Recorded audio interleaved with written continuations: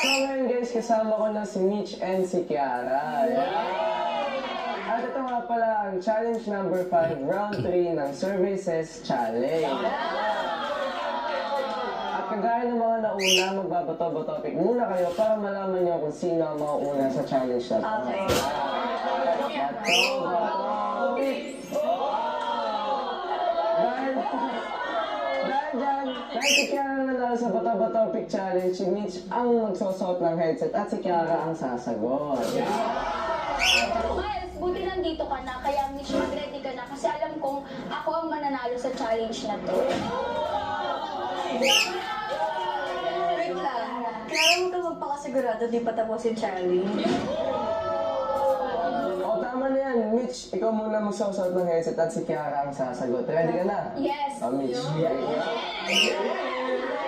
Okay, Kiara, ready ka na ba? Yes. Your timer starts now. Nag-survey kami ng 100 tao. Ano ang madalas na ginagawa ng mag-jowa sa school? Sabay kumain. Okay, ano ang ginagawa mo pag nagtatampo ang jowa mo? Binabati agad. Ano ang madalas i-post ng mga in-love sa social media? Couple pics. Kumain. Ano ang madalas na ginagawa ng magka-crush sa isa't isa pero wala pang aminan? Palihim na tinginan.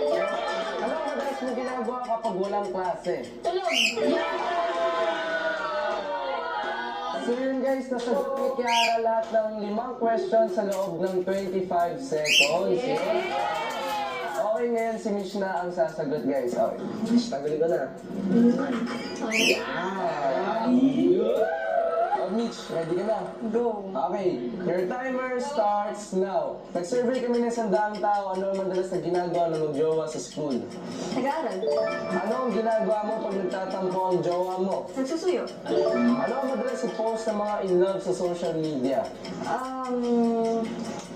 Mga news. Ano ang madalas na ginagawa ng magka-crush sa isa't isa pero wala ka? Ano ang ginagawa ng mga magka-crush sa isa't isa pero wala kang amin? So yun lang guys, hindi nasagot ni Mitch ang 5 question dahil naabutan na siya ng time. So guys, mamaya natin malalaman kung sino ang panalo sa kanilang dalawa. Kaya so guys, ang uling sasalang ay walang iba kundi ang bigating Brianna na si Brion, si Ana kasama si Chris.